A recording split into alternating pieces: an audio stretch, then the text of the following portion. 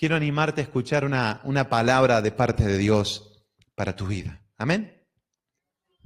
Y quiero empezar con una serie de prédicas, una serie que habla de romper los límites, de entrar en esta vida que Dios nos ha dado, y que esto va a hablar de romper nuestros propios límites. Amén. Así que quiero que tengas la expectativa de que rompas tus límites, de que rompas todo lo que conoces en el sentido de tus limitaciones. Pero para eso primero es necesario conocer cuáles son nuestras limitaciones. Nadie puede romper un récord si no se sabe cuál es el récord que está rompiendo. Uno no puede esforzarse. Por lo tanto, es necesario conocer los límites que tenemos a nivel mental, de acciones, de establecimiento, en lo que vamos a llevar adelante. Por eso, si sos de los que anotás y te gustaría, esto podés ponerlo rompiendo con la mentalidad de corrupción. Rompiendo con la mentalidad de corrupción. En esta tarea que Dios me ha dado, apostolar y poder llevar el Evangelio y tratar con muchos hombres que tienen llamado pastoral y en alguno de los ministerios, una vez entrevisté a un matrimonio que vivía en un país como de los de tantos de Latinoamérica que estaba atravesando una fuerte crisis social y económica. Y a través de contactos ellos habían dado conmigo y nos reunimos en un café para charlar. Y comenzaron a contarme las intenciones de venir a Argentina a trabajar en el ministerio pastoral, y se pusieron a disposición mía y de la red para que todo lo que necesitáramos ellos pudiéramos contar y los enviemos a cualquier lugar que pudiéramos llegar a necesitar cubrir. Hasta allí, en la charla, todo se dio como una gran disposición de las personas a lo que el Padre diga. Amén. Es decir, bueno, yo estoy llamado, donde usted me diga, pastor, yo me sumo, yo me llego, dígame. Pero poco a poco fueron apareciendo en las preguntas un poquito más finas y en las cosas que uno empieza a discernir en el espíritu, empezó a aparecer un relato con algunas cuestiones no resueltas. Unas de mayor gravedad que la otra, ¿no? Pecados ocultos no confesados entre el matrimonio, por ahí no hablados, ¿no? Pero lo más grave fue descubrir la real motivación del por qué ellos querían salir del país y venir a Argentina, lo que los llevaba a mudarse y a decidir por Argentina. Y podía ser Argentina como Chile, como cualquier país que le abriera las puertas, porque la motivación no estaba en ir al lugar que el Padre quería llevarle, sino que la motivación estaba en librarse de la cuestión económica que estaban atravesando en su país. ¿Sí? Para entrar en una tierra con mejores posibilidades de trabajo y de expansión.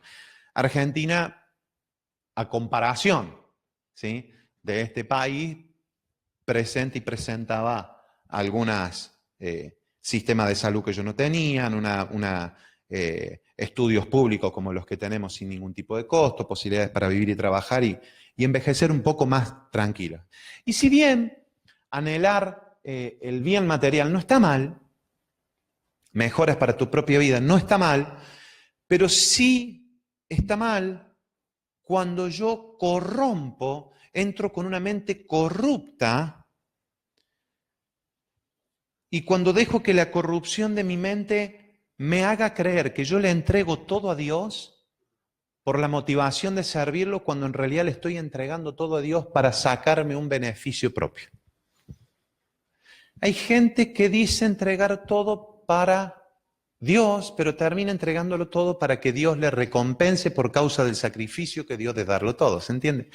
Nuestra mente es tan complicada como eso. Lo peor de todo es que nosotros nos creemos a nosotros mismos nuestras propias mentiras generadas en nuestra propia mente. Por eso se hace tan difícil y la palabra dice que es engañoso el corazón del hombre. Entonces una y otra vez nosotros que tenemos que estar una y otra vez viendo las motivaciones por las cuales estamos haciendo las cosas. Es importante hacer un balance no a fin de año, sino al finalizar el día.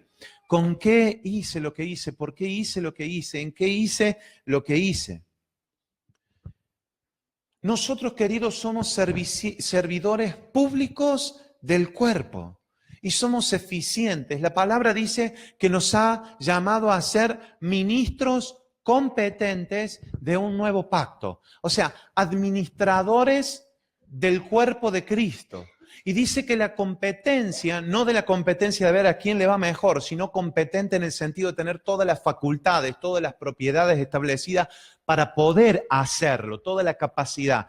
Dios nos ha dado, nosotros hemos sido hechos competentes, ministros competentes de un nuevo pacto. El nuevo pacto nosotros entendemos que ya es Cristo, en todo lo que Él representa. Pero dice la palabra que en este ministros dice que es necesario que los administradores sean hallados fieles.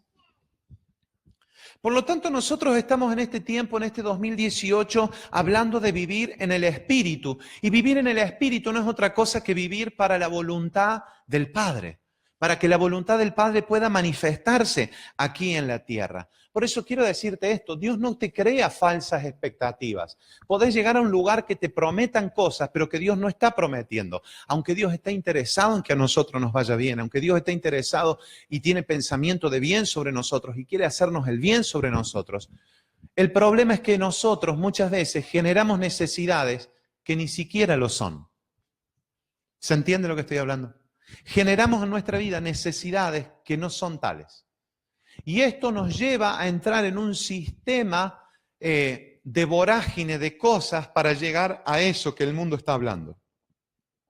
Por eso quiero comenzar con esta serie de prédicas para romper nuestros límites y entrar en la vida ilimitada del Espíritu. ¿Amén? Gloria a Dios. Mire, y para esto me gustaría usar allí en la palabra de Dios Deuteronomio capítulo 7. Porque vamos a hacer un paralelismo continuo en estas semanas que vamos a estar hablando de esto. Y vamos a estar hablando de estas tribus que se van a mencionar. Deuteronomio 7, 1 y 2. Dice, cuando el Señor tu Dios te haya introducido en la tierra donde vas a entrar para poseerla, y haya echado de delante de ti a muchas naciones, dice, a los hititas, a los gergeseos, a los amorreos, a los cananeos, los fereceos, los heveos y los jebuseos. Estas no son simplemente nombres como para que terminemos hablando de los eos. Gergeseos, heveos. No tiene con eso, sino que tiene una connotación espiritual. Y dice la palabra, 7 naciones que son más grandes y más poderosas que tú. Le estaba hablando a su pueblo, Israel. Y cuando el Señor tu Dios las haya entregado delante de ti y las hayas derrotado, las destruirás por completo. No harás alianza con ellos ni te apiadarás de ellos. Amados, cuando la palabra nos habla de esto, la tierra que vamos a entrar a conquistar, y vuelvo sobre este pequeño concepto, no me voy a demorar ahí porque lo hemos visto. Está riquísimo. Estamos hablando del el antiguo pacto. ¿Se recuerdan cómo definimos rápido antiguo pacto? Antiguo pacto sucede todo en lo natural y en lo externo. Antiguo pacto, natural y externo. Nuevo pacto, todo es espiritual y es interno. ¿Se recuerdan? Antes se construían templos para el Señor, ahora dice la palabra en el nuevo pacto que nosotros somos el templo del Espíritu Santo. Antes se clamaba por agua, la lluvia temprana, tardía, que venga del Señor, la lluvia de bendición. Ahora dice la palabra que de nosotros corre ríos de agua viva. Amén. O sea, antes era todo externo y natural y ahora es todo interno y espiritual. La manifestación ahora es otra cosa. Antes venía al revés. Venía por lo externo y se manifestaba el poder de Dios. Ahora viene de lo interno y sale de lo interno de nosotros hacia los demás. ¿Sí? Esto es el gran cambio que sucedió. De lo nuevo a lo antiguo, de lo antiguo a lo nuevo. Esto está representando lo antiguo, lo de afuera. Cuando hablábamos antes de conquista, se hablaba de esto, de ir a conquistar ciudades. Israel era el pueblo de Dios y salía a conquistar tierra. La tierra que nosotros conocemos, que es de la tierra prometida. O sea, Dios les dijo, yo los saco de Egipto, ¿sí? Y los voy a llevar a la tierra donde fluye leche y miel. Claro, esa tierra donde fluye leche y miel no iban a ser los únicos que se iban a dar cuenta que estaba buena. Ya estaba ocupada. Entonces dice Dios, yo se las voy a dar. Y estos enemigos tendrán que salir, pero ustedes tendrán que conquistarlas. ¿Amén? Y quiero decirles algo, dice el Señor. Estas 7 naciones son más fuertes y más poderosas que ustedes. ¿Por qué? Porque era necesario que los israelitas no piensen que era en su fuerza. Porque el Señor una y otra vez nos dice, no es en tu fuerza, sino en mi Santo Espíritu. Por lo tanto, era necesario que se muestre. Por eso cuando nosotros nos confrontamos con estas cuestiones, me dice, pastor, usted no sabe, estoy pasando una prueba que es tremenda, es más fuerte que yo. Claro, esa es la idea. Que usted no pueda superarla usted por usted mismo, sino que usted pueda en el nombre de Jesús llevarla adelante. En el nombre de Jesús. Padre, en esta hora, Señor, el fuego de tu Espíritu, Señor. Ahora, Señor, Espíritu Santo de Dios, traemos sanidad. Disolvemos todo cálculo en el nombre de Jesús. En el nombre de Jesús. En el nombre de Jesús, Señor, es llevado ahora en el Espíritu, fuego de tu presencia. Es hecho en el nombre de Jesús. En el nombre de Jesús. En el nombre de Jesús. ¿Cómo está? ¿Sí? Gloria a Dios. Se trata de que siempre va a haber algo más fuerte que nosotros para que podamos ver la manifestación de la gloria de Dios. Porque es algo que no depende de nosotros, es algo que va a depender, pero que Dios va a usarnos. La palabra de Dios dice que nosotros vamos a conquistar una tierra. Pero la tierra que tenemos para conquistar nosotros hoy no es una tierra externa. Por lo tanto, nosotros como congregación, como red, por eso nosotros no salimos a rociar aceite o a tomar el territorio de un lugar o a darle la vuelta a 7 veces a un lugar. ¿Entiende? No estamos en contra de quienes lo hacen, pero nosotros hemos entendido esta verdad y no podemos dejar la verdad que hemos visto y que hemos oído por algo que entendimos que ya pasó. En este proceso, la palabra deja de ser, dice en el nuevo pacto, deja de ser natural y externa para convertirse en espiritual e interna. ¿Qué es lo que entendimos de parte de Dios? Que nosotros somos la tierra. El hombre fue creado del polvo, de la tierra. Es esa tierra que se llama alma, que es el lugar donde Dios dijo que el espíritu de Él iba a habitar. Y ahora nuestra alma, cuando Él viene a gobernarla, cuando Él viene, se encuentra con gigantes. Se encuentra con personalidades dentro de nuestra vida. El egocentrismo, se encuentra con la idolatría, se encuentra con una mente corrupta, se encuentra con estas cuestiones. ¿Cuál es la cuestión? Pastor, entonces, ¿ahora nosotros ya no tenemos nada que ver con lo que sucede allá afuera? No, no estoy diciendo eso. ¿Se entiende lo que estoy hablando? Nosotros creemos que el cambio de la tierra no viene porque yo eche un algo que está ungido. El cambio de la tierra viene por mi afección. Yo afecto la tierra en el lugar que Dios me dio control y dominio. ¿En qué lugar? Y a vos te dará en las artes como le dio a Rodrigo. Por eso creemos, y aprovecho, creemos en el ministerio que Dios te ha dado. Creemos, te cubrimos, te amamos y damos gracias por lo que Dios hace. Creemos en el ministerio de aquellos que están llevando adelante en la facultad, en esferas de gobierno con Cari, en los lugares de negocio con Jorge, con hombres de parte de Dios que están en este lugar. Creemos, pero no creemos que ahora Karin tiene que ir a, digamos, la cosa del intendente y tirar un poco de aceite ahí para que se convierta. No, creemos que la manifestación de lo que es ella, al presentarse con un director, con un ejecutivo, lo que ella habla, la forma de conducirse, yo no hago esto, esta no es mi verdad, yo vivo de esta manera, es lo que afecta a las demás personas. Y ahora, porque esto pasa así, querido.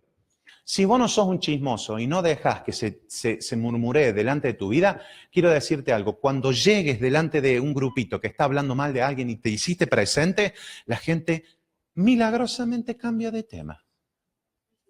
¿Por qué?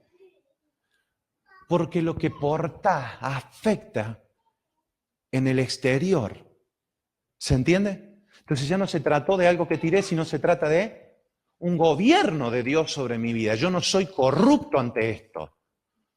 Yo entro en esto. Por eso, los jerjeseos que habla es la segunda tribu. Y vamos a hablar sobre estas tribus. Pero vamos a ir tocándolas de a uno y despacito, disfrutándolas, entendiendo, hablando cuáles son los límites que el Señor quiere ir rompiendo en nosotros, las áreas que tienen que ser conquistadas en nuestra vida.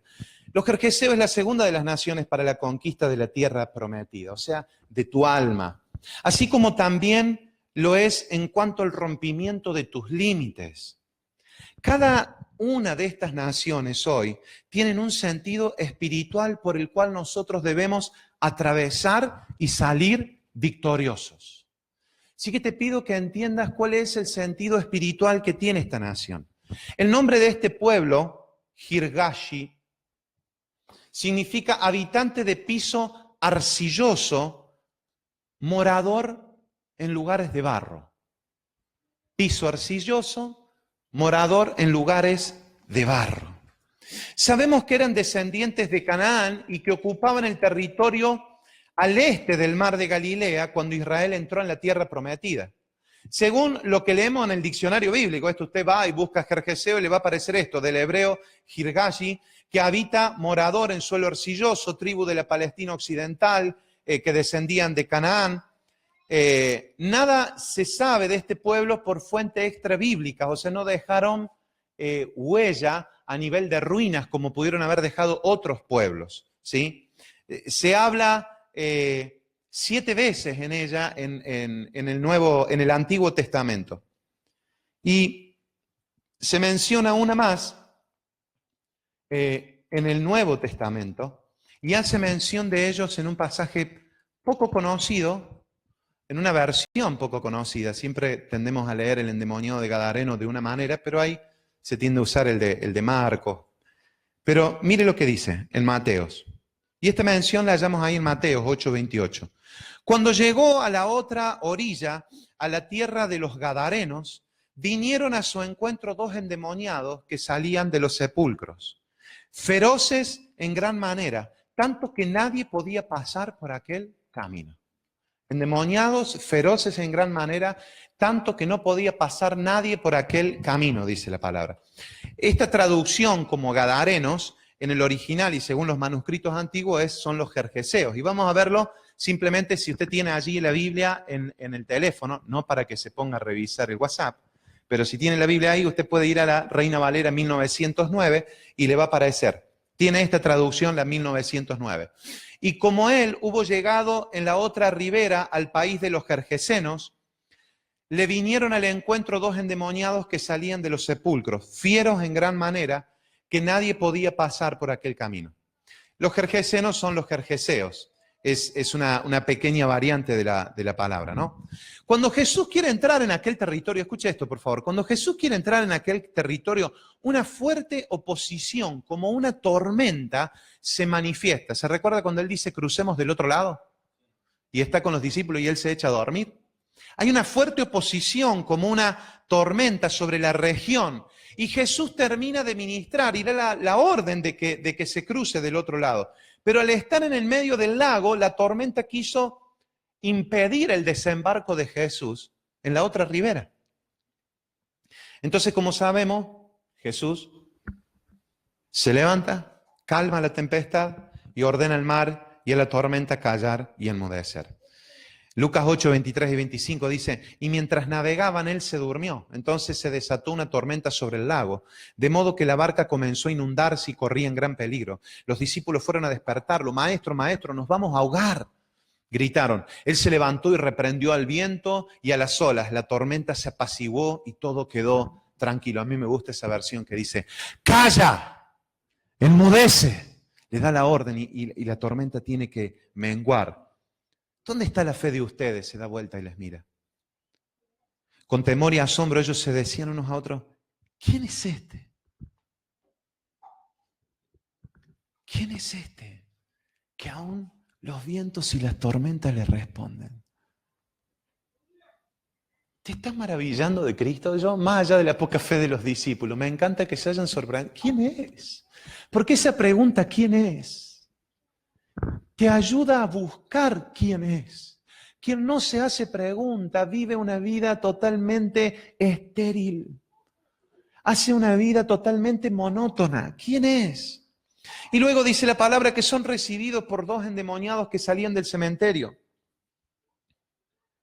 Y como él hubo llegado a la otra ribera del país de los Gergesenos, le vinieron al encuentro 2 endemoniados que salían de los sepulcros, fieros en gran manera que nadie podía pasar por aquel camino. Y aquí clamaron diciendo: ¿qué tenemos contigo, Jesús, Hijo de Dios? ¿Has venido acá a molestarnos antes del tiempo? Querido, esta noticia de los endemoniados no pasó desapercibida para toda la región. Leemos que no tardaron en manifestarse en conjunto, a venir toda la ciudad al encuentro de Jesús. Pero contrariamente a lo que uno piensa, y bueno, llegó el libertador, la gente se agolpaba, que siempre se agolpaba para recibir el toque de Jesús. ¿Se acuerdan? Cuando van todo, medio tumulto, que van todo apretado, y está la mujer aquella que sufría del flujo de sangre, y le toca y automáticamente el flujo cesa, y dice: ¿quién me tocó? Y se le dice: porque me está charlando, o sea, venimos apretados, no podemos caminar, venimos así como el baile de la mona, parece. No podemos estar. ¿De qué? ¿Cómo que? Es que de mí salió poder. Yo sé que no ha sido simplemente una cuestión de que alguien me tocó por un toque físico, alguien tuvo fe y salió poder, pero en este lugar, contrariamente a querer tocarlo, la gente no vino para que se agolpara para recibir el toque de Jesús, para ser libres o sanos. Las personas de esta ciudad comenzaron a rogarle a Jesús que se fuera. Esto nos deja una clara señal de la autoridad establecida por este sistema de corrupción demoníaco sobre la región. ¿Qué hace que toda una ciudad salga al encuentro de una persona que afecta para bien a una ciudad? Y hace un cambio de esta naturaleza y que sea rechazada de manera masiva. ¿Qué es lo que lo hace? La corrupción. La corrupción es un agente de descomposición y es sin lugar a dudas el gran flagelo de nuestra sociedad que atraviesa en este tiempo y se ve más que nunca a todas las instituciones en todas sus formas y a todas las personas de en todas las edades. La corrupción es un flagelo que atraviesa nuestra vida y que si no nos ponemos al frente para frenar, nos veremos nosotros pidiéndole a Jesús que no nos ilumine tanto, porque no nos permitirá entrar en aquello que Dios nos ha dado. Los sociólogos tienen una visión global sobre corrupción más amplia que la mayoría de los cristianos. El concepto de corrupción, nosotros no hablamos de estas cosas, nosotros tenemos que hablar de que Jesús calmó la tempestad y que la tempestad es un problema en nuestra vida y que Jesús se levanta y dice: problema, te vas, malo. Problema malo, te vas, lo dejas a mi hijo. Hijo, levántate, ¿qué pasó con tu fe? El poder que te di es para que a vos te hagas lo que se te plazca. No, acá hay un problema de fondo establecido que Cristo quiere que nosotros accedamos y que nosotros no tomamos la corrupción como un problema. Nosotros dejamos estos temas, parece, para la política, para la gente que se quiere politizar, para la gente que está afectando en una posición social, de una acción social. El concepto de corrupción hace referencia al hecho de que algo se haya echado a perder. El diseño por el que fue creado no está cumpliendo la función porque se echó a perder.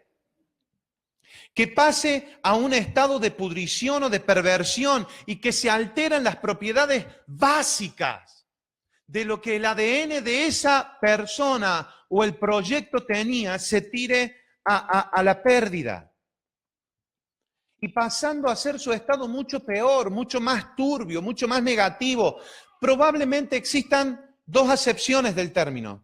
Y una hace referencia a la pudrición de algo, y la otra asume una forma más simbólica y habla para aludir a las relaciones personales, las relaciones humanas, especialmente a las de poder.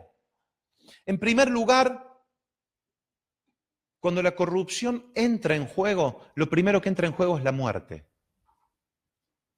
La muerte es el proceso de corrupción de aquello que había sido dado con vida para que ahora salga de ese ADN y empiece a ser corrompido. Comienza un proceso de degradación, un proceso de descomposición.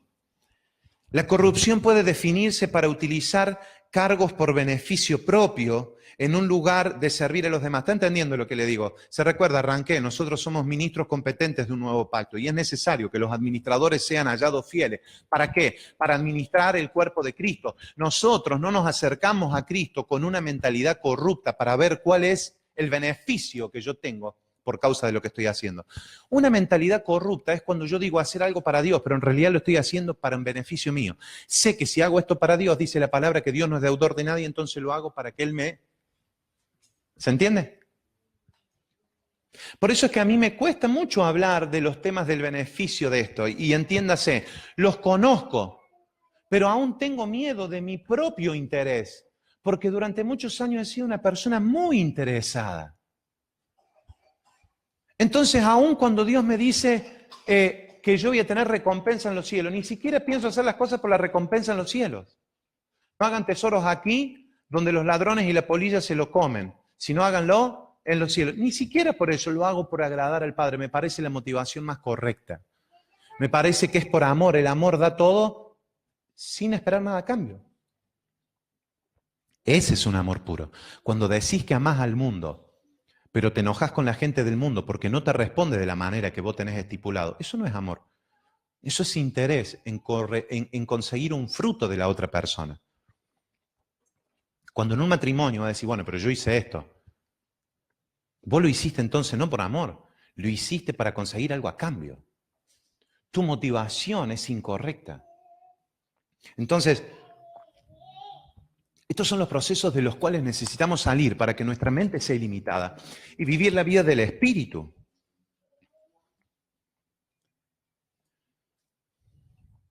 A lo largo de la historia se han producido casi permanentes casos de corrupción política. Y hoy no es la excepción ni en nuestro país. Ahí me parece que me metí en un lío solo. Ni en nuestro país, ni en nuestro país vecino, por ejemplo, de al lado, que estamos viendo lo que está sucediendo en Brasil con Lula. Casos de corrupción que llegan a la máxima exponencia del gobierno, donde tendrían que ser más transparentes, y se presentan muchos de los que nos gobernaron hoy están procesados por causa de corrupción poco probable, pero que se conoce que lo han hecho. Aún en la misma, el mismo presidente de Odebrecht ha dicho que le ha pagado 4.000 millones de dólares en concepto de coima a Lula y no tiene forma de salir. Entonces es tanto, y la corrupción llega a tantos lugares, pero llega a la mentalidad de que nadie me va a poder hacer algo. Porque cuando entro en corrupción, entro a corroer todo lo que son los sistemas de gobierno, pero también los sistemas de justicia. Entonces empiezo a preparar todo para que todo se corrompe. La corrupción no viene en un área de tu vida. Cuando la corrupción entró en tu vida, entra en todas las áreas de tu vida porque afecta todo el sistema de gobierno en el cual te estás basando. Esto no solamente demuestra la impunidad con la que pueden actuar los distintos, muchas veces dirigentes, sino que también se produce en la ciudadanía, que no tiene confianza en la clase política. La corrupción afecta a todo. Un escritor, Vishal Mangwadi, un bestseller del New York Times, expresa que él viajó desde la India, un indio, viaja a Holanda, le invitan a ir. Y dice, yo en mi casa nosotros teníamos unas vacas. Las vacas en mi casa era barro, caca, el orín, el olor, la comida que le tirábamos, un drama para ir a buscar la vaca, traerla, atarla. Mi señora tenía que ensuciarse con todo para empezar a ordeñarla, sacábamos. Cuando fuimos a Holanda, nos encontramos a que nos dijeron, venga, queremos llevarle a conocer lo que es un establo aquí.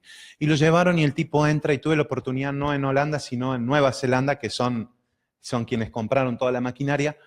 Uno entra a los tambos de sistema industrializado y va entrando como en un gran círculo que va girando. Entonces entra la vaca, track, se cierra, sigue dando vuelta, entra la próxima vaca, se cierra, y a medida que van cerrando, se le coloca una máquina. ¿sí? En los pezones de la vaca y empieza a salir. Esa leche directamente va a un sistema de refrigeración que pasa de ahí a pasar un proceso de pasteurización para que luego pueda ser consumida. Y usted llega a tal punto que llega un expendedor de leche y se sirve un vaso de leche para probar.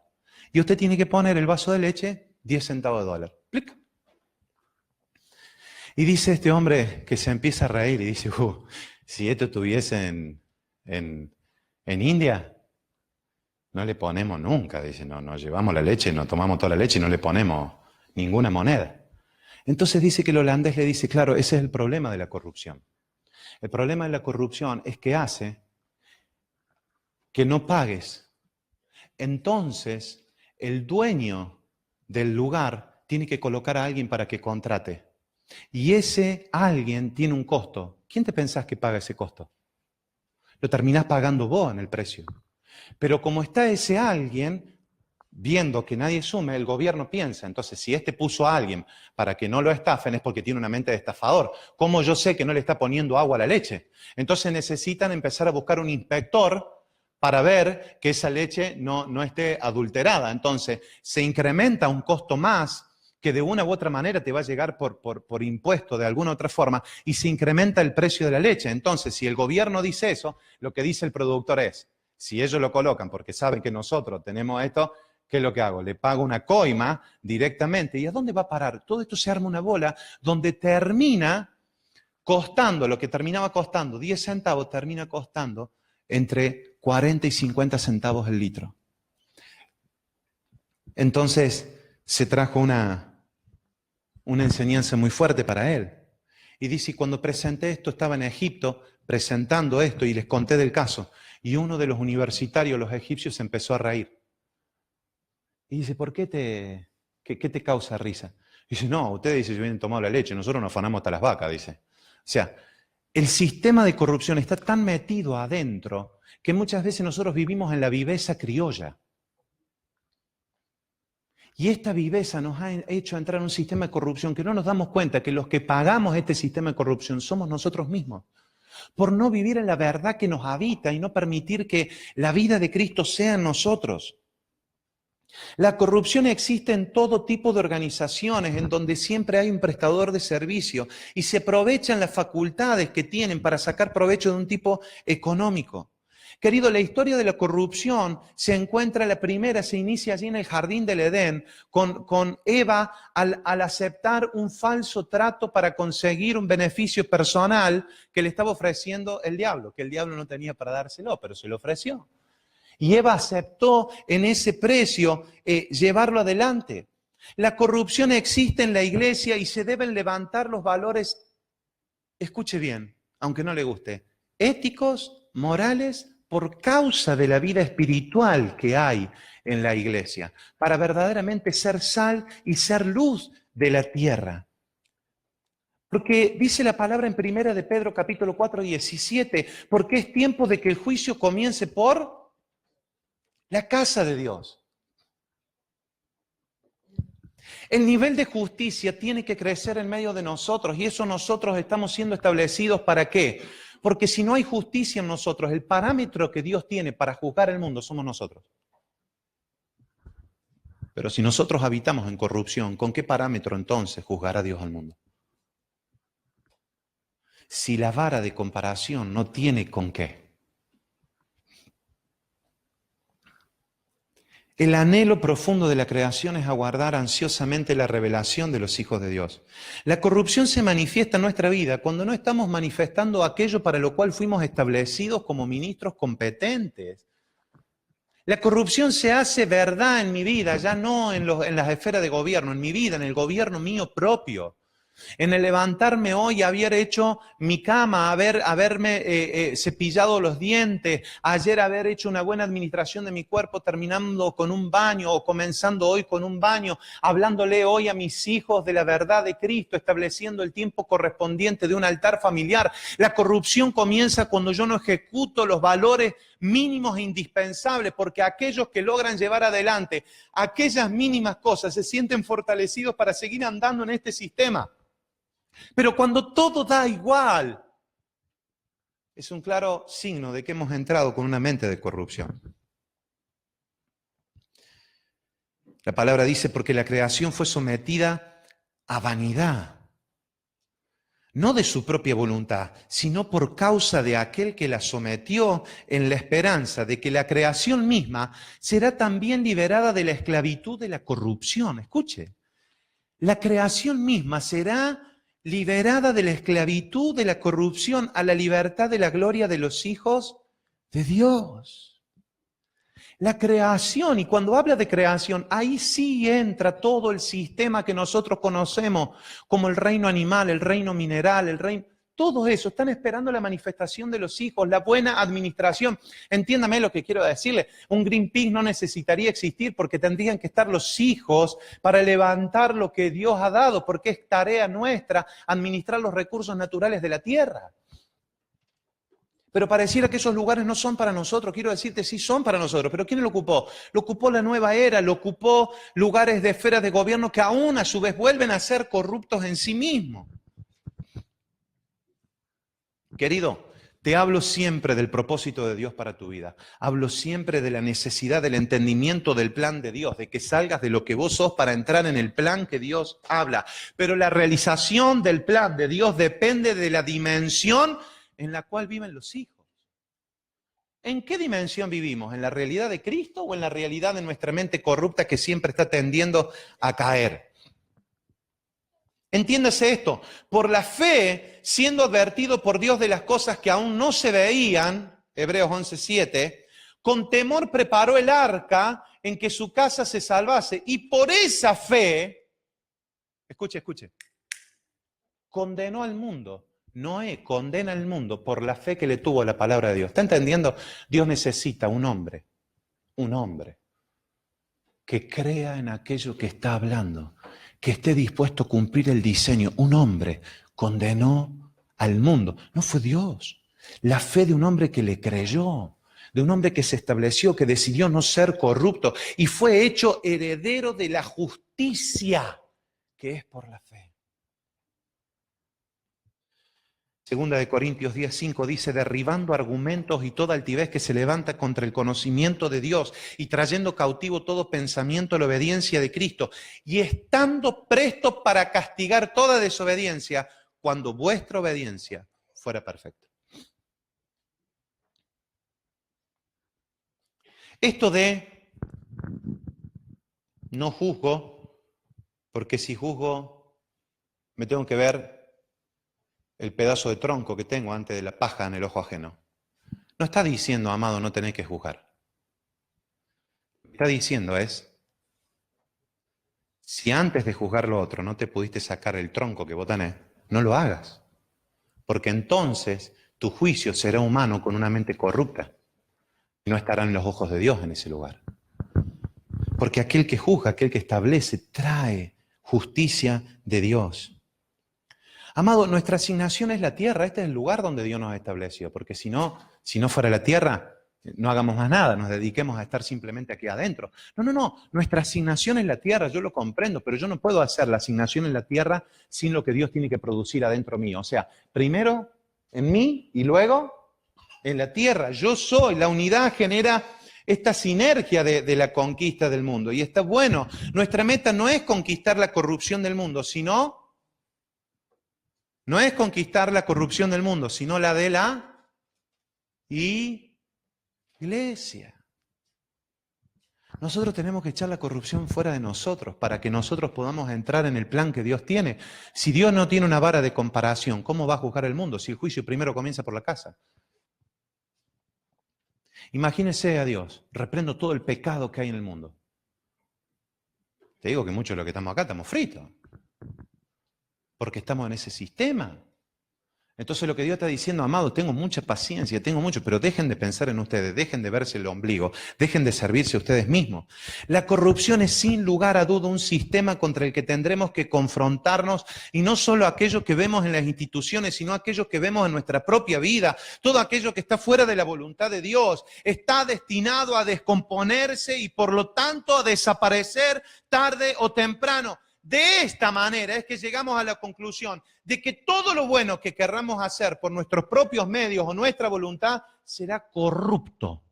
Todo lo bueno que yo quiera hacer nacido desde mi voluntad es corrupto porque no es nacido del Padre. Dios no quiere un sacrificio que yo quiera hacer, que Él no me haya pedido, que Él ya no me haya dado. Por eso Jesús dice, yo no vine a entregar cualquier tipo de sacrificio. Él no quería que yo le venga a buscar un cordero para matarlo, Él quería que yo sea el cordero. El Padre establece cómo se hacen las cosas y yo soy el que entro en esa obediencia para llevarlo adelante. Jesús la puso alta, colocó la vara alta. Por eso Pablo dice, ya no vivo yo, mas Cristo vive en mí. Pablo lo que dice es, ustedes sean imitadores de mí, como yo de Cristo. Pablo no está hablando de la imitación simplemente de algo exterior. Lo que Pablo está hablando es, no sean imitadores de mis acciones por los hechos, simplemente de que le digo que no engañen a sus esposas, que la mujer sea sujeta al varón, que el varón sea... No, no, no. Ustedes sean imitadores de mí, porque yo no hago mi voluntad, sino que hago la voluntad del Padre. En esto yo imito a Cristo. Yo soy un imitador de Cristo en el sentido de que ya no vivo yo, Él es el que vive en mí. Mire lo que dice Mateo 8:33. Seguimos con esta ciudad. Los que cuidaban la piara huyeron y fueron a la ciudad y lo contaron todo, incluso lo de los endemoniados, y toda la ciudad salió al encuentro de Jesús. Y cuando le vieron, le rogaron que se fuera de su comarca. Por favor, Jesús, sí, sabemos todo, pero por favor, ándate, tómate el palo, no queremos verte, no queremos, gracias, toda tu buena intención, listo, gloria a Dios, todo lo que vos quieras, ándate.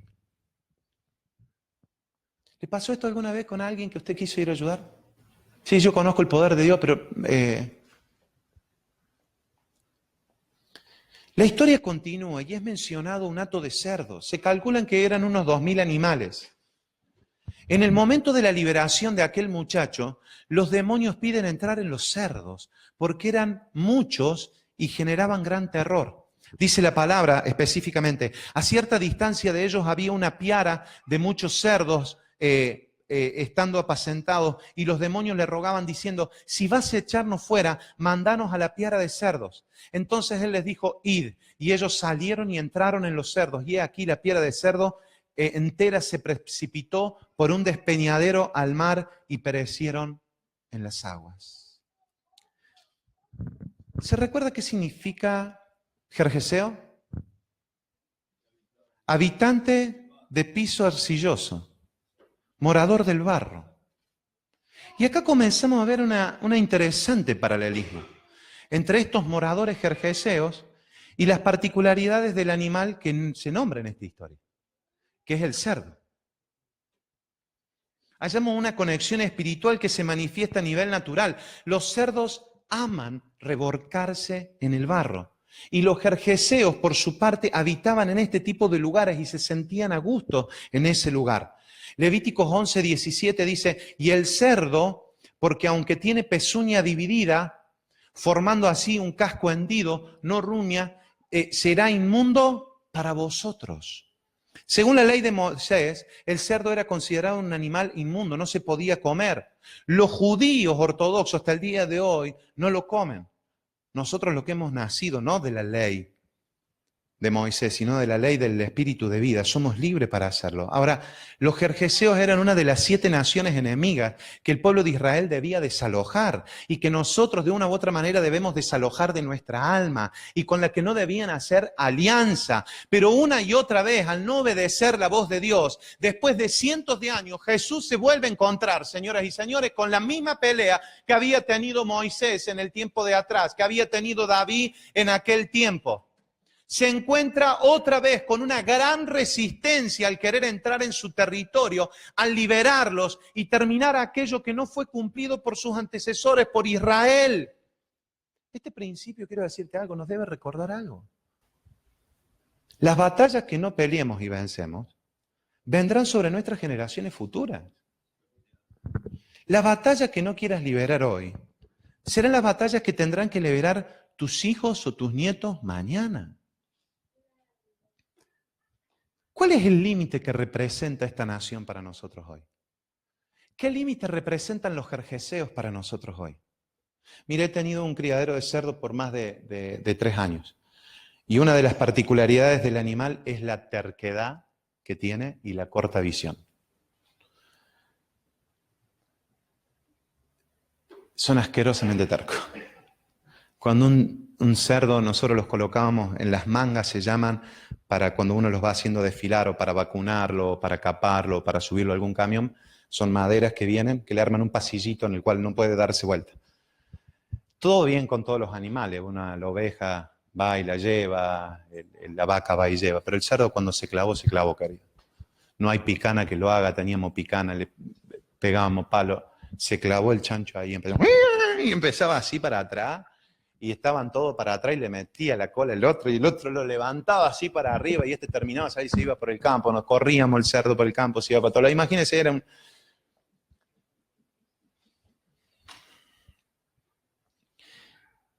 El pescuezo del cerdo no le permite levantar su cabeza. Por favor, observe esto. No le permite levantar su cabeza y mirar al cielo. ¿Ves ahí? Siempre está mirando abajo. Su visión es muy corta, es muy reducida. Siempre está mirando para abajo porque su única aspiración es comer. Y comer. Estaba un día con mi hermano, lo llevo al criadero y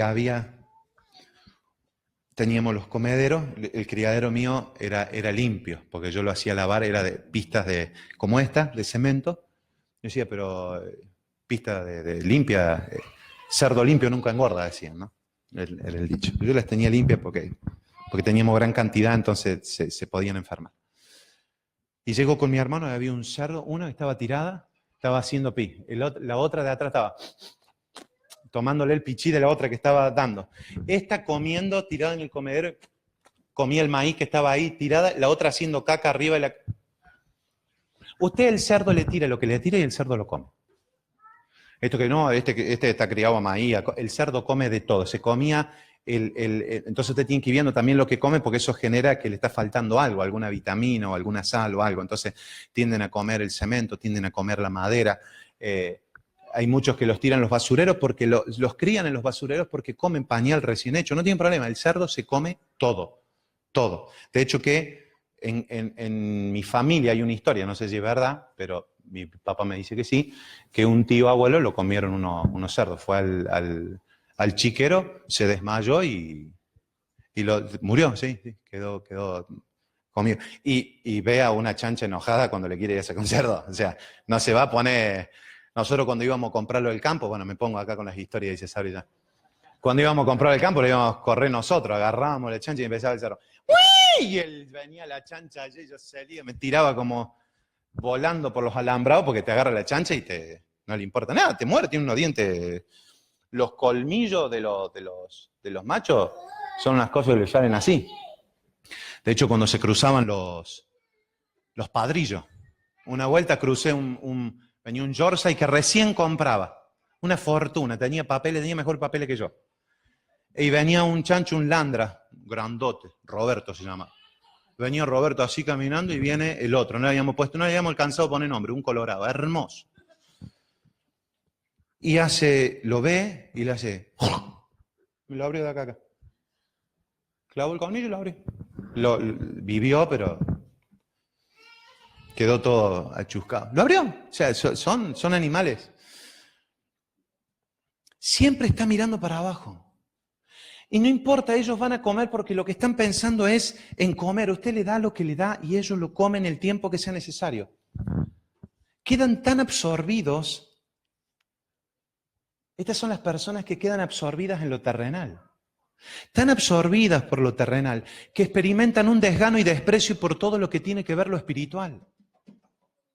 Al igual que los cerdos, siempre están mirando para abajo, buscando algo para comer. Es interesante ver lo que ocurre con los cerdos cuando los demonios entran en ellos. Comenzaron a correr y siguieron corriendo de tal manera que no se dieron cuenta que estaban ante un abismo. Porque el cerdo entra a correr y no lo frena nadie. Y empezó a correr y vino el abismo y se tiraron y se desbarrancaron y perecieron todos ahogados. Pobre demonio, ni los cerdos le quedaron para quedarse. Porque lo vieron. ¿Por qué ocurrió esto? Por su corta visión.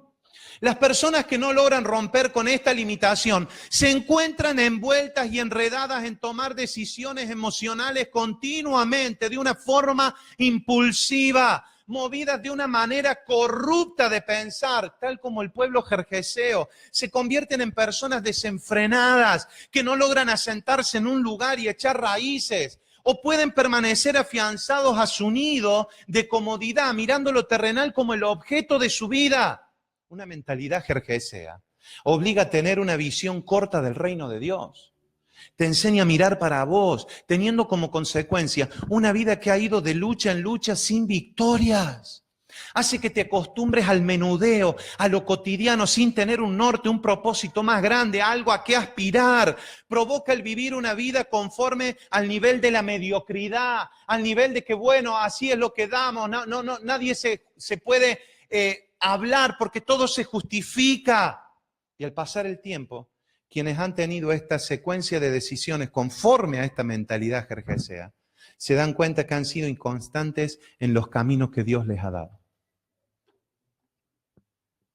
Es impresionante ver y escuchar el discurso de muchas personas que dicen no tener tiempo para desarrollarse en lo espiritual, o tener tiempo para hacer el altar familiar, o tener tiempo para tener un tiempo de intimidad con Dios, pero al mismo tiempo podés observarlas cómo invierten tiempo. Ellos conocen todas las series de Netflix que salen, están avanzados en los programas siempre tienen un comentario en Facebook, ellos están los fines de semana siempre en algún lugar y están trabajando hasta altas horas de la noche, satisfaciendo sus propias necesidades, poniéndolas por encima de lo que Dios les ha revelado por su vida. Pastor, ¿está malo trabajar y darse? No, no está malo, pero cuando tu vida vive para eso, estás cayendo en un problema que tu visión es corta, no te das cuenta, viene el precipicio y no vas a tener tiempo para frenar porque te has desatado en decisiones emocionales impulsivas.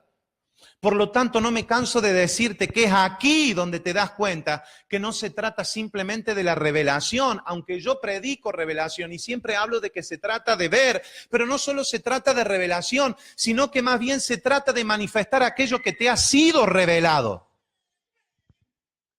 Quizás tengas buenas intenciones, pero nunca las concretás por causa de la inconstancia. O porque huís de hacer cambios de fondo y preferís poner remiendos o parches a tus conflictos. Te terminás escondiendo cuando hay una confrontación, te terminás yendo, sí, pero después no querés volver a juntarte. Lo que busca este espíritu jerjeseo es limitar el cambio y permanecer en corrupción.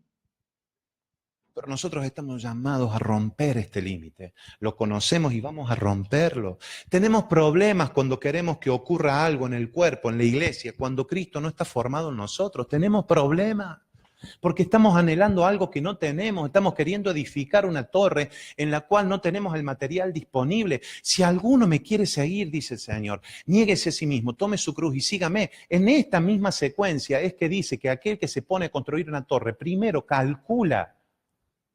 Lo que está diciendo es, ¿estás seguro de que me vas a poder seguir? ¿Estás seguro de aquello que decís que vas a hacer, lo vas a poder cumplir? Porque esto se trata de tu vida. Pablo habla y dice que sufre dolores de parto hasta que Cristo sea formado en nosotros. No puedo esperar o exigir que actúe en la vida de mi familia cuando Él no está formado en mi vida. No le puedo pedir a mis hijos que actúen de cierta manera cuando ellos no lo ven en mí. No le puedo pedir a las demás personas que hagan algo que yo no estoy haciendo.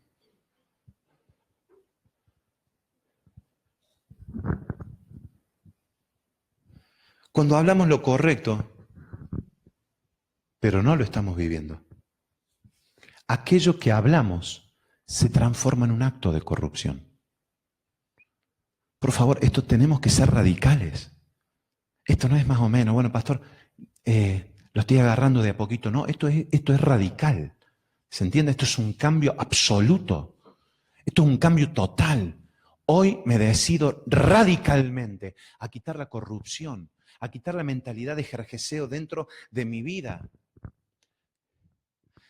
Gadara fue un pueblo que prefirió que Jesús se fuera lejos, intuyendo que después de la liberación y la sanidad del endemoniado que le sucedió y los cambios profundos, le vinieran a ellos y tuvieran que cambiar plataformas profundas de corrupción dentro de la ciudad y que esas plataformas fueran sacadas a la luz. Hermano, hay gente que prefiere seguir en la mentira para que no se vea la corrupción que hay dentro de su vida, a tener la luz de Cristo. Y esta sí es una decisión tuya. Esto sí es algo que no le corresponde a Cristo. Esto es algo que Dios coloca delante de tu vida. O seguís viviendo esta vida de mentira o te exponés. Con Sabrina continuamente nos exponemos a nuestro sistema de pensamiento. Nos juntamos en charlas a ver qué es lo que me está pasando, qué es lo que me está sucediendo, en qué es lo que estoy pensando y declarar, decir, sacar a luz, confesar, hablar, pronunciar, proclamar aquellas cosas que me quieren hacer guardar en corrupción. La mentalidad de todo este pueblo en corrupción tembló ante el arrepentimiento de un muchacho y la posibilidad de que esto pueda llevarlos a un cambio, de una transformación total. Puede existir el deseo de querer o el anhelo, pero son deseos limitados porque pretenden los cambios superfluos, cambios superficiales y ligados a proyectos netamente terrenales. Busco a Dios para que me bendigan lo que yo estoy haciendo. ¿Está entendiendo lo que le hablo? Busco a Dios para que me bendigan lo que yo quiero hacer y para que la gente vea que Dios está conmigo. Es muy difícil construir en el barro. De hecho, este pueblo no ha dejado ninguna marca, te decía recién. No deja huella de su existencia en la historia, no se encuentra en sus ruinas. Jesús habló, se recuerda de un hombre que construyó su casa sobre la arena y otro que la construyó sobre la roca. La diferencia está no en que oyen o no oyen, los dos oyeron. La diferencia está en que el sabio pone en práctica y el necio no. Somos llamados a poner la mira en las cosas de arriba. El modelo de pensamiento originado en la carne, como en el pueblo jerjeseo, promueve el enfoque terrenal, lo pasajero, lo efímero, todo aquello corrupto que está destinado a ser incorruptible y produce un desgano y un desprecio por lo espiritual, por lo eterno, por lo celestial. Hay un límite cuando no puedes pasar a la próxima generación. Hay un límite cuando no te está preocupando la próxima generación. Es cuando tu semilla es tan estéril que solo sirve para tu bendición o salvación personal. Debes destruir esta limitación para salir del nido. Así dice la palabra, 2 Corintios 4:18. ¿Me acompaña? Por favor. Así que no nos fijamos en lo visible, sino en lo invisible, ya que lo que se ve es pasajero, mientras que lo que no se ve es eterno. Se lo quieren atribuir a Ami, el principito, el niño de las estrellas. Lo esencial, nueva era. Pero la palabra me lo hace mucho antes que este escritor y me está diciendo, así que no nos fijamos en lo visible, sino en lo invisible, ya que lo que se ve, mientras lo que no se ve, lo esencial es invisible a esto. Te voy a pedir que cierres tus ojos un momento más. Y si entendés que esta mentalidad te ha estado atrapando, quiero animarte a que juntos salgamos y ayudarte. Este es un tiempo de activación en tu vida, este es un tiempo de impartición. Por favor, pensá en aquellos mandatos, en aquellas ataduras, o las demandas personales que te ataron a vivir mirando lo meramente natural. ¿Cuáles fueron? ¿Fueron los dichos de tus padres? ¿Fueron dichos de tus padres que te están diciendo que tenés que tener la casa propia? Que el auto, que el trabajo, que el bienestar de tus hijos. Porque yo conozco hombres que se pasan la vida trabajando pero que no tienen la presencia de Dios. Conozco hombres que se pasan la vida trabajando pero sus hijos no disponen de ellos.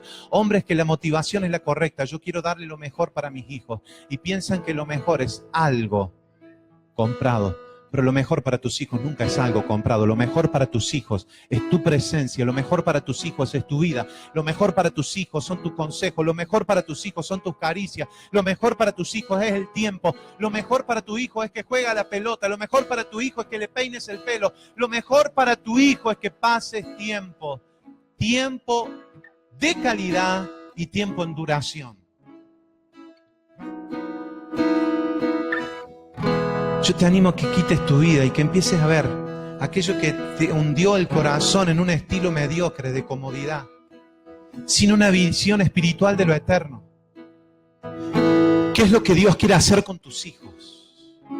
Porque lo que estás haciendo hoy tiene que ver con lo que Dios está haciendo con tus hijos. Y quiero decirte algo, lo que estás haciendo vos hoy, estás afectando a tus hijos para que tus hijos afecten a tus nietos, porque estás preocupado en la obra generacional de Dios. La iglesia, el cuerpo de Cristo, es una nube de testigos que hablan del lugar corrupto que ha salido.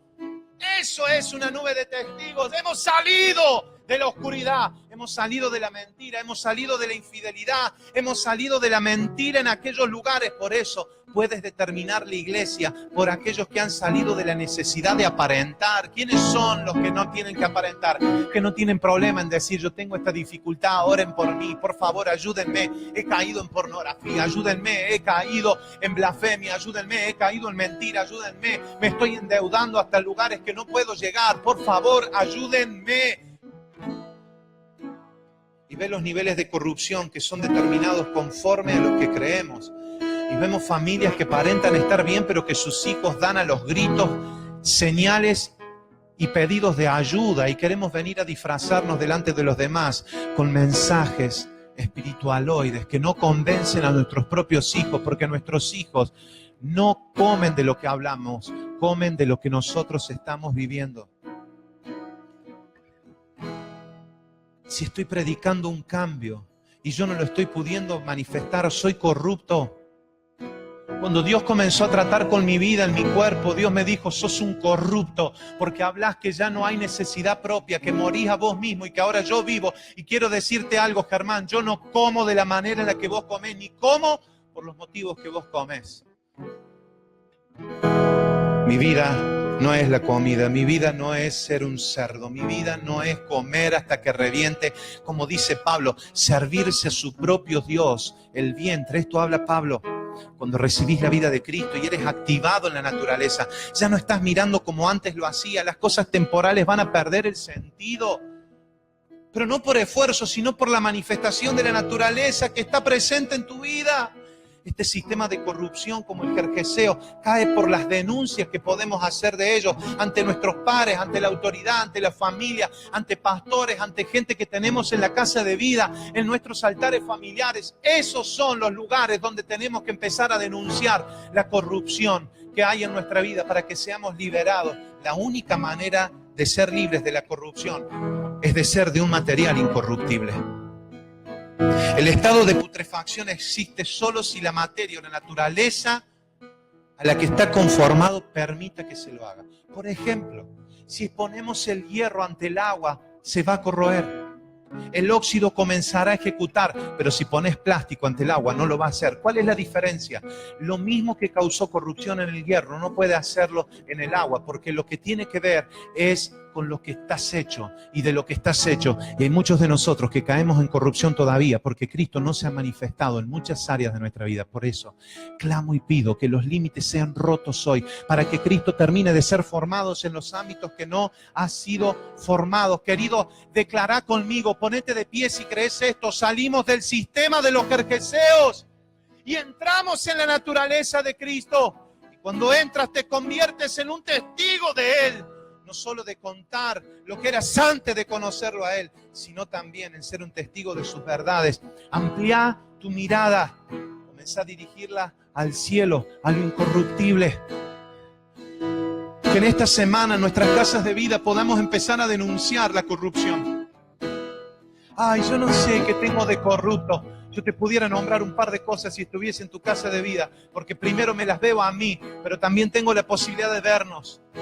Entonces quiero animarte a que al ser expuesto ante la luz, te abras todo para que la luz pueda llegar a todos los lugares. Podremos venir domingo tras domingo, pero si no abro mi corazón, no abro mi espíritu para que la luz entre, será sin sentido. Padre, en el nombre de Jesús, en esta hora hablamos, Señor, que hemos conocido el límite de una mentalidad corrupta, el límite de la corrupción que ha venido a corrompernos de aquello que tú nos habías dado, aquello, Señor, que nos habías dado, el nivel de vida que nos habías entregado. Y nosotros, Señor, por entrar en una mentalidad corrupta, hemos querido estar viviendo menos del nivel de vida que nos has dado, Señor, y no queremos hacer nula la vida de Cristo en nosotros, no queremos hacer nulo el sacrificio en la cruz. Por eso, Señor, denunciamos nuestra corrupción, denunciamos, Señor, que nosotros hemos pensado para nuestro bien, hemos dicho, Dios me dijo, pero Dios no me había dicho nada, era yo el Dios que estaba hablando, era yo quien estaba hablando en favor de mi propia vida. Ahora, Señor, lo podemos ver, Espíritu Santo, el Espíritu Santo te está mostrando las áreas de tu vida que estaban gobernadas en corrupción. El Espíritu Santo te está diciendo aquellas zonas en que estaban siendo corrompidas y mirándote el propio vientre, mirando como un cerdo, no las cosas de arriba, porque no le puede dar la naturaleza al cerdo para ver las cosas de arriba. Pero nosotros, dice la palabra, poné tus ojos en las cosas de arriba, donde están las cosas buenas, donde está Cristo, donde Él ha venido, donde nosotros estamos reinando juntamente con Él. Padre, en esta hora somos activados en una mente y en la mente de Cristo. Salimos de una mente corrupta, una mente de limitaciones y entramos en la verdad para ser ilimitados. En el nombre de Jesús, en el nombre de Jesús. Amén, amén, amén, amén, amén. Aleluya, aleluya, gloria a Dios. Gloria a Dios, gloria a Dios, gloria a Dios. Si querés, vamos a terminar, pero si sentís que es tiempo de denunciar algo con alguien, yo le voy a pedir a los esposos, a los matrimonios que se junten, a la familia si es necesario, y tengan un tiempo allí.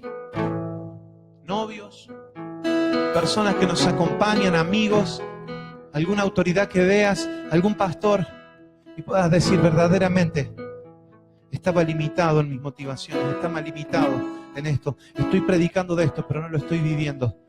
Estoy viviendo para mis deleites, estoy viviendo para lo mío. Por favor, tómate un tiempo allí. Si ves que lo tenés que hacer después, hacelo después, pero que este sea el tiempo de manifestar aquello que Dios te ha dado. En el nombre de Jesús, en el nombre de Jesús, en el nombre de Jesús.